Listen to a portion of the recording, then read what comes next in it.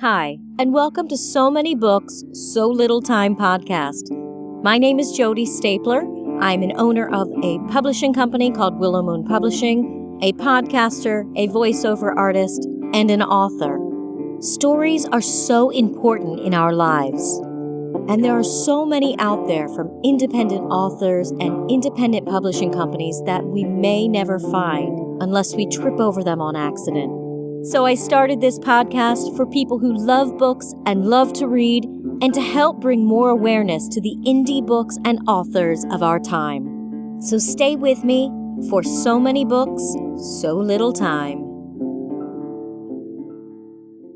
We are speaking with Nandita Godbole today. She is the author of 10,000 Tongues, Secrets of a Layered Kitchen, a novel, and it has a companion cookbook called 10,000 Tongues, the Companion Cookbook.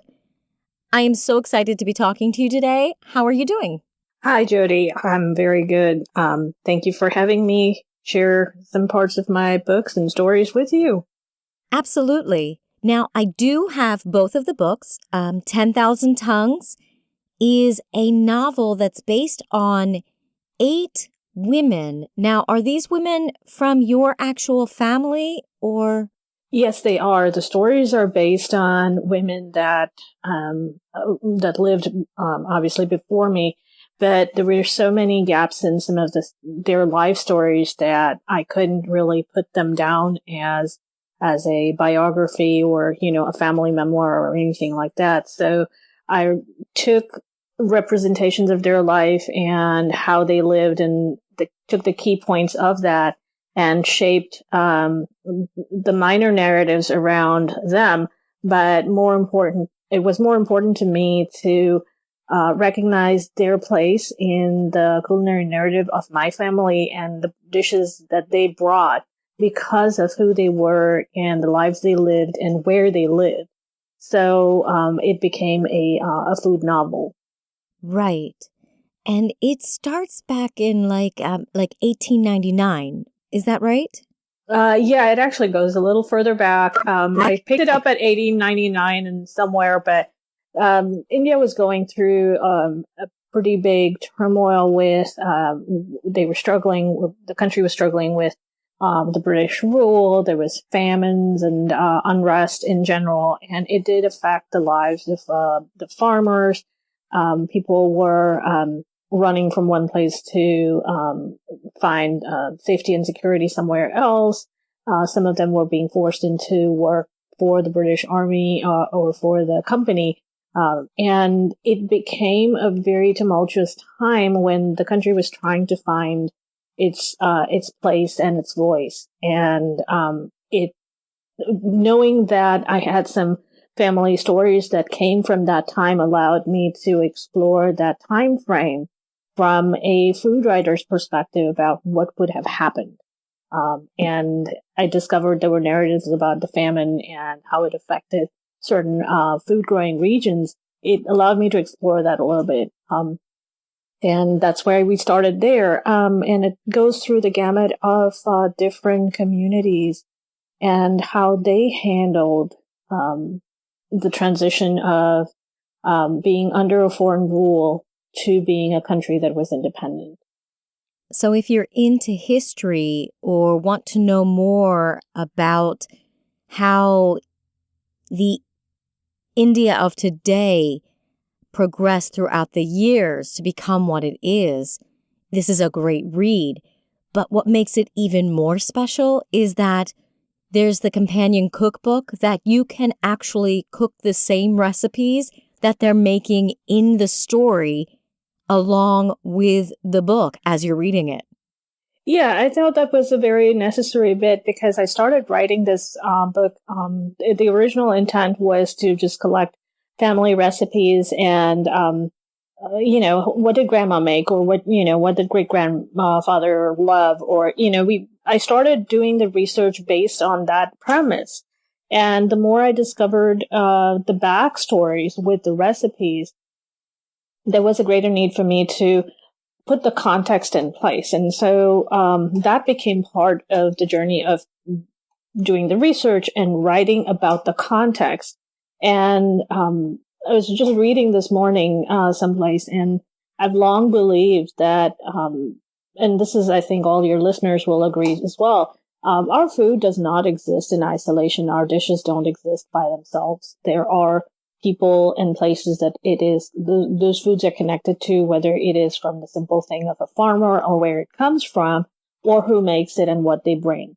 So understanding the complex pieces of any dish became important. So they kind of go together, because to me, the recipes, if I just give you a recipe and say, go make it, you may not understand why that dish, even though it appears really, really simple, why it holds a lot of meaning to me or has a value to a particular family or its place in the family history.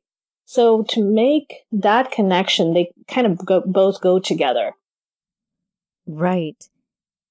Now, I love cooking old family recipes and historic recipes. I collect old historic cookbooks and I like to try them out. But how special that is to really think about that you're making something that someone from your family may have been the first recipe that the wife made for her husband. Like, what a cool connection that is. Yes. Yes. There are many, many stories about the first time somebody made something for their spouse or for a loved one or for, and as an honorific dish to, recognize, visiting someone or meeting somebody for the first time.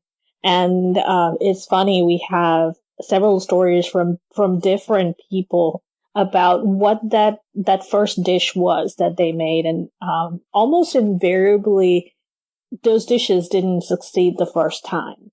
It shows a growth for that person to develop an interest and building that connection to the person they were cooking for with that dish. And we don't think about it often. We just look at successes and failures, and we don't often think about why someone would be able to perfect a particular dish. Or why something is very uniquely theirs. And there is that backstory that goes with it.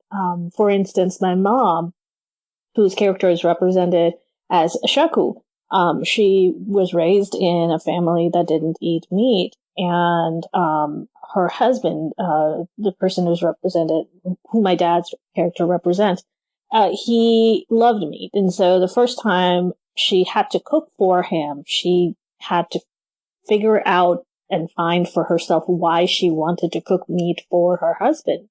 And then dealing with the process of trying to process the meat and how traumatic that can be and what her way out was from that point. And it was the most hilarious story I had heard, about my mom tackling a piece of chicken. You know, I thought to myself, how is it that we don't recognize these funny stories? They do stick out in our memory when, you know, we think about weird ways we show love and affection and care for our family members. Right. I so relate to that. I'm sure I've mentioned it on the podcast before, but my family, my husband and my children and I, we were all vegetarian for 16 and a half years. And long story short, I started craving meat when I was pregnant with my youngest child, my daughter. And I guess we've been meat eaters for maybe 9 years now.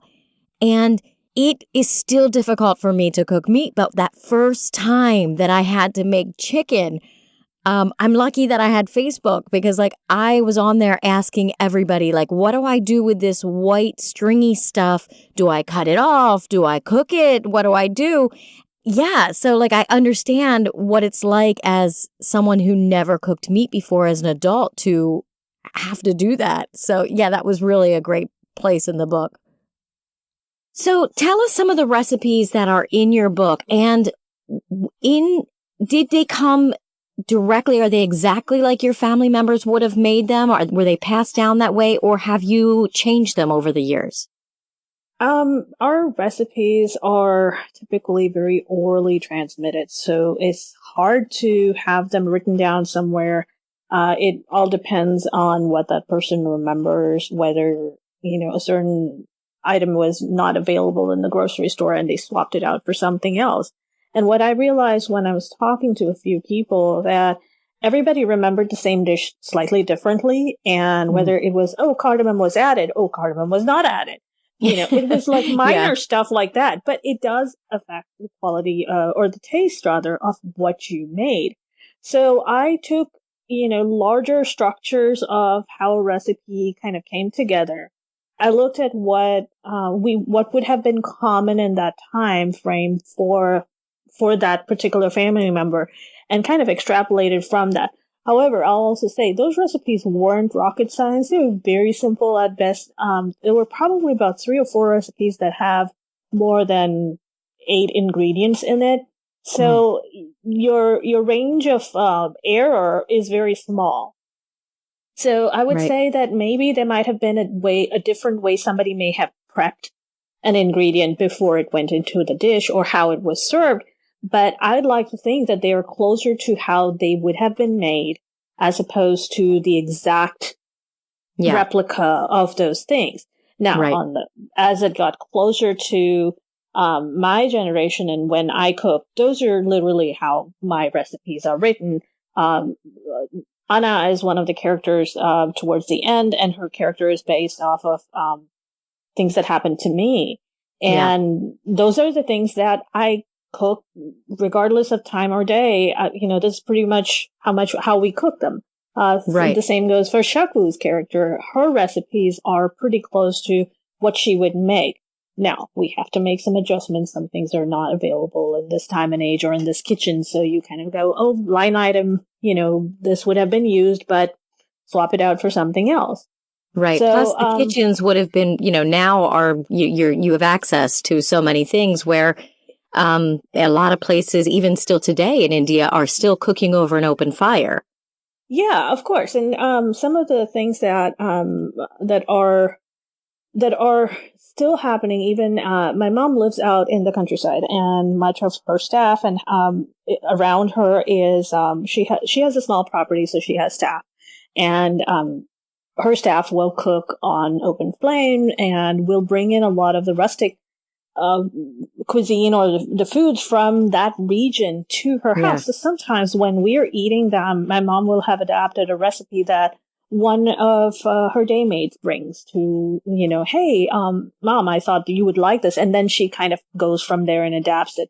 So we have kind of a little bit of an in on some of those techniques and the ways. But at the end of the day, except for a few cooking techniques where an open flame a dish that's cooked on the open flame will taste different than one that's cooked, in a pot, indoors. Except for those, the tastes kind of remain the same. And if you think about it, the indoor cooking process, the rural areas still have a lot of, in the extremely poor areas, the people are still cooking on open flame using, kindling and whatnot. But then gas stoves or stoves are not uncommon. So I don't see that as a huge distinction where it affects the end result in some ways. Yeah, you're going to not have the smoked, aroma in every dish that's made from the 1800s because that's what was going on then. But if you want that authentic thing, you can actually add that flavor in. Yeah, that's true. I mean, there are ways to add little droplets of things, or there's a chef I know who adds a smoked flavor to some of his dishes by literally taking a piece of charcoal and keeping it in a container inside the dish when it's finished and let that flavor infuse.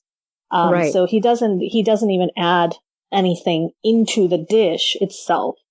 So we can do a lot of that, but the point was to preserve and showcase some of those flavors and tastes that, honestly, to this day, we still cook about 98% of those dishes that are mentioned in the cookbook.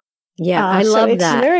It's very interesting to me to see that we kind of cover about 150 plus years of just family history, just without thinking about it. Right. What a great thing to pass down to you have a daughter, right?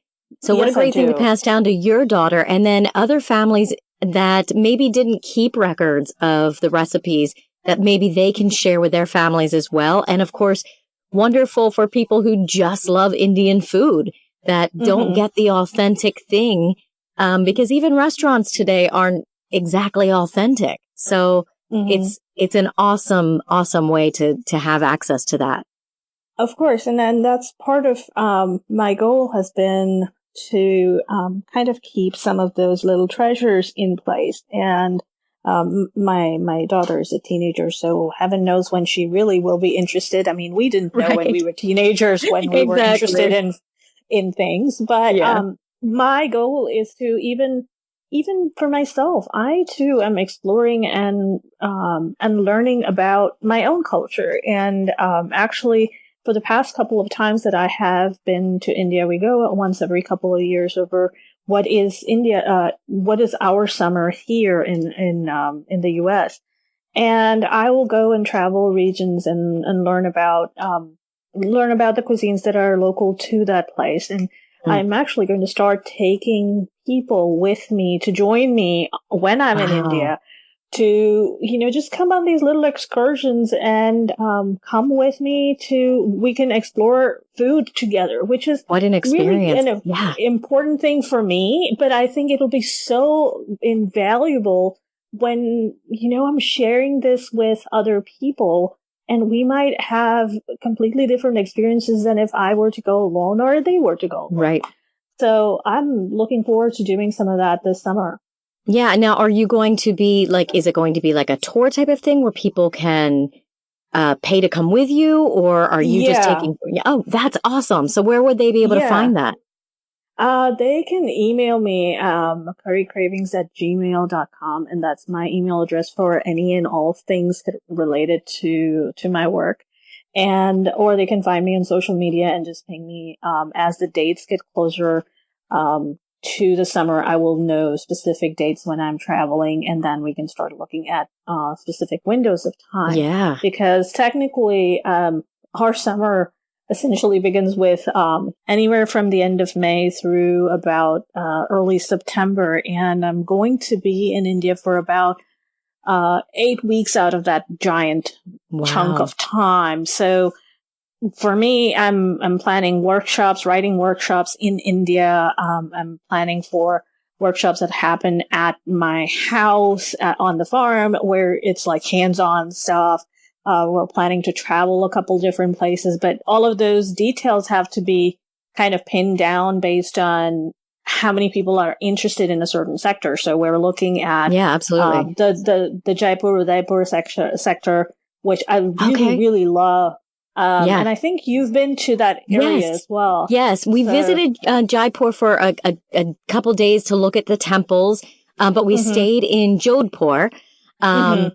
And I've been, Rajasthan was my favorite place to go, but that is the best way to travel, especially in India, is to find someone that knows the area, that is either a local or like you have a home there. So the families there.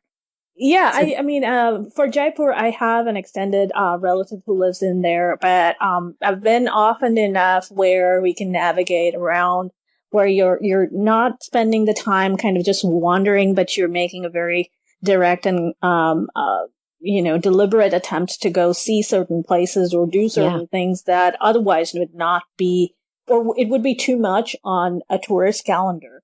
You don't want to be exhausted, but you want to enjoy every piece of your visit.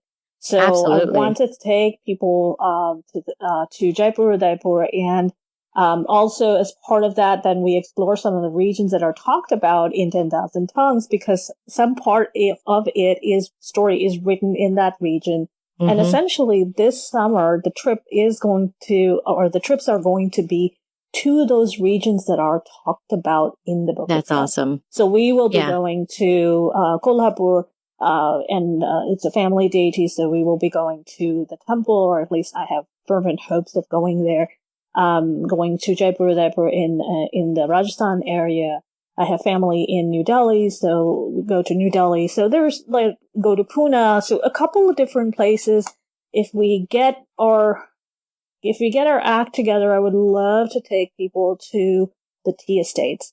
And that's a whole different experience to go to the tea estates, because you never really think about how beautiful and how calm and peaceful and how interesting that tea culture really is. Right. You'll walk out with a whole different appreciation for just your ordinary black tea. I'm not even talking about any of the other stuff. Yeah. But there are lots of cool places to visit and see, and I would love to take people out with me where we learn about the food and the people, and you do a little sightseeing. It's kind of a little mix of everything, where you come out actually having enjoyed your visit rather than just running through everything. Oh, absolutely. I think that's why, I think I've mentioned it before on here that India was my first time basically out of North America. And, it was it wasn't a tourist trip really, because we hired people that were locals to take us around and show us like the businesses, and they brought us back, and his wife made us a meal on the open fire. And it was such a different experience than when we've gone to Europe and you're just a tourist. It's just, it's so much more special. Yeah. And, it's a great way to explore a culture. And especially if you're interested in the foods, it's really a much richer experience when you travel to a place and you see how connected the food that you really enjoy, how connected that is to the community and to the culture that's around. And India is such a complex culture in some ways. And I think every major civilization, or every region has that depth of interconnectedness. And for India, people are more often afraid because it can be overwhelming. And sometimes it overwhelms us, and we're from that culture. So I wouldn't be surprised if it does that to other people as well. But to see how food really shapes how things work, brings a much greater appreciation for even the simple stuff. And I'll share this anecdote. I used to host dinner parties at our house, and for one of our secret suppers, I had decided to prepare rotis. It's one of our very traditional Indian bread. It's fulka roti, which essentially is partially cooked on the griddle, and then it's cooked on the open flame. I have a gas stove, so it works really well on that. And it's one of those things that it's individually prepared. Like, everyone is meticulously dealt with. So if I make a stack of 30, every one out of those 30 is individually handled. And I would see people load up their plates and whatnot and just kind of enjoy it. And then there were families who didn't understand that it actually took a lot of work to do individual pieces, and they were getting individual pieces that had been managed individually.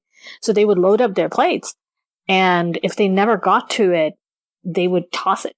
Oh. And it was heartbreaking to see them toss something that had, it literally takes about a minute and a half to do about 2 minutes, depending on how big the roti is, for it to go through from being a ball of dough to being something that you can eat. And I had to stop them and let them know that this wasn't just something that was prepared in a pot that you could, take servings and pieces off of. If you wanted a piece, that's how much work went into it. And so what I find often when it comes to foods that people don't know about is they don't understand the context of what happens or what it takes to prepare that item and bring it to your table.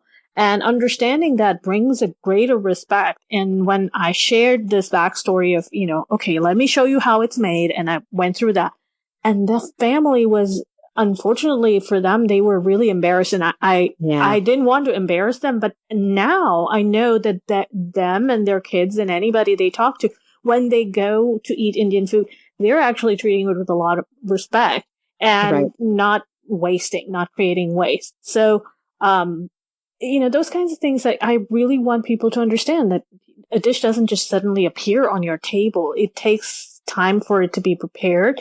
It's made a certain way. And, that's what you would do in your own home as well. So Absolutely. yeah. And one thing about your cookbook is that you do have a bunch of fried breads like this, flatbreads like roti and naan and things like that. And there's nothing better than freshly made breads like that. Things you buy at the store cannot even compare. No, they can't compare. And in fact, there was so much of a demand for understanding how different breads are made. And I'm glad you touched upon this, because we're coming out with a new book. Probably it's releasing at the end of next month.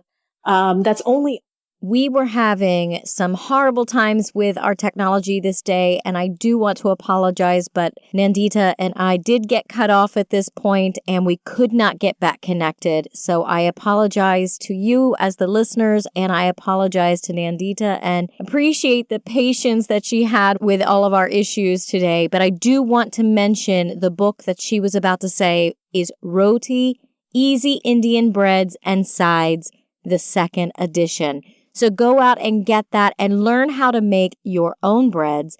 And also make sure you pick up 10,000 Tongues, Secrets of a Layered Kitchen, as well as its companion cookbook, because the stories are awesome. The recipes are even better. And make sure you visit currycravings.com. I want to thank Nandita Godbole for joining me today and sharing her story, 10,000 Tongues, Secrets of a Layered Kitchen, as well as its companion cookbook, 10,000 Tongues, the companion cookbook. And I want to thank you for joining me on So Many Books, So Little Time. Let me know what books you're reading, what authors I should interview, and give me your suggestions and comments.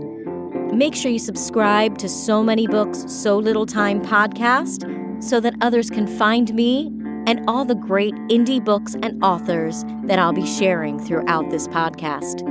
You can join me on Facebook, Instagram, and Twitter at So Many Books, So Little Time podcast. And you can check my website out at jodystapler.com or email us at somanybookspodcast@gmail.com. Thank you for joining me, and come back next week when we delve into another story.